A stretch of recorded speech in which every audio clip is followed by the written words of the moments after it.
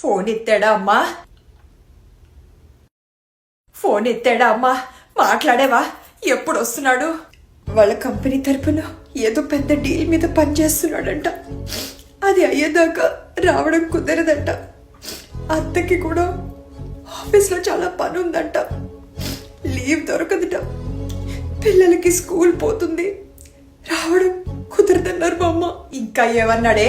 నాకు ఆ తతంగం అంతా నేనే చెయ్యాలని పట్టింపేలేదు.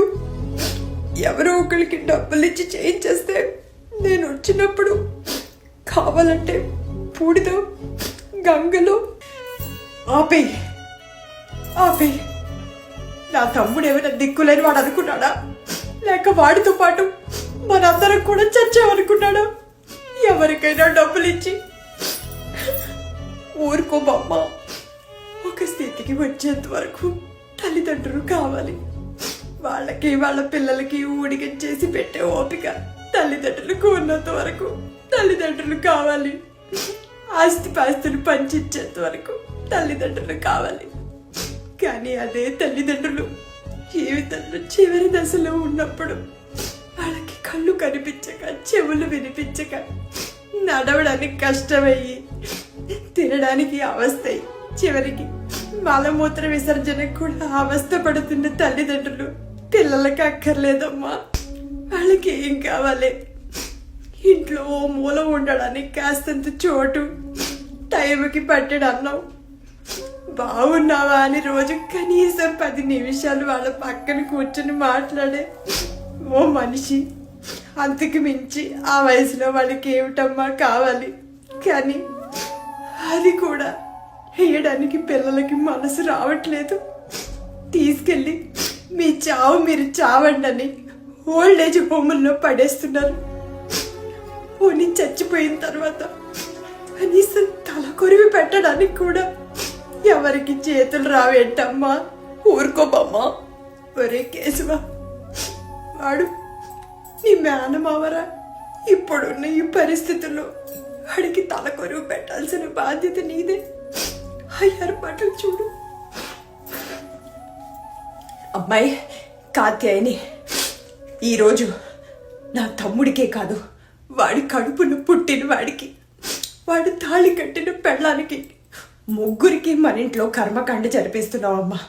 పిలిపించు పంతులు గారిని. అత్తయ్య గారు, అతను మీ మేనలుడు, పైగా బతికున్న వాళ్ళకి కర్మకాండ. నా తమ్ముడికి మరదలికి పుట్టబట్టి వాడు తాళి కట్టబట్టి ఆ అమ్మాయి ఈ కుటుంబంలో ఒకళ్ళయ్యారు. ఏ బంధం వల్ల వాడు మనకి బంధువు అయ్యాడో ఆ బంధాన్నే వాడు వద్దనుకున్న తర్వాత వాడితో బంధుత్వం మనకెందుకమ్మా? భర్త తప్పు చేస్తే దిద్దాల్సింది భార్య. అటువంటిది ఆ పిల్ల దిద్దకపోగా వాడు చేస్తున్న పాపంలో అది పాలు పంచుకుంటోంది. అలాంటి వాళ్ళతో మనకి బంధుత్వం అవసరం లేదు. ఇక మీదట ఈ ఇంట్లో వాళ్ళ పేర్లు కూడా వినిపించడానికి వీల్లేదు. అమ్మా, మీ నాన్న ఫ్రెండ్ కృష్ణమూర్తి కూతురు త్రిపుర పెద్ద లాయర్ కదూ, వెంటనే పిలిపించు. మనము కేసు వేస్తున్నాం. కేసా? ఏం కేసు బామ్మా? కళ్ళు మూసుకుపోయి కన్న తండ్రికి తలకొరివు కూడా పెట్టనన్న ఆ నీచుడికి అదే తండ్రి వల్ల సంక్రమించిన ఇంటి పేరు వాడుకునే అర్హత, అధికారం రెండూ లేవు. వాడి పేరు పక్క నుండి మా పుట్టింటి వాళ్ళ పేరుని తీయించేంత వరకు నేను వదిలిపెట్టను. అసలు ఇప్పటి వరకు అలాంటి కేసు ఎవరి మీద వేసి ఉండరు. అసలు దానికి సంబంధించిన చట్టాలు ఉన్నాయో లేదో కూడా మనకి తెలియదు బామ్మా. చెయ్యకపోతే ఇప్పుడు చేస్తారు, చెయ్యాలి.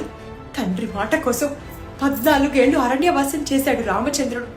వయసు అయిపోయి గుడ్డి వాళ్ళైన తల్లిదండ్రుల్ని కావడిలో మోసుకుని తిరిగాడు శ్రవణకుమారుడు. తండ్రి కోసం ఆ జన్మ బ్రహ్మచర్య వ్రతాన్ని చేపట్టాడు భీష్మాచార్యుడు. అలాంటి మహానుభావులు పుట్టిన ఈ కర్మభూమిలో ఈరోజు తల్లిదండ్రులను బతికుండగానే నరకయాతన పెడుతున్న వాళ్ళు, చచ్చాక చివరికి ఆత్మశాంతి కూడా లేకుండా చేస్తున్న వాళ్ళు శిక్షని అనుభవించి తీరాలి. మారుతున్న కాలానికి, పరిస్థితులకి, సమాజానికి అనుగుణంగా కొత్త చట్టాలు రావాలి. పిలిపించి లాయర్ని.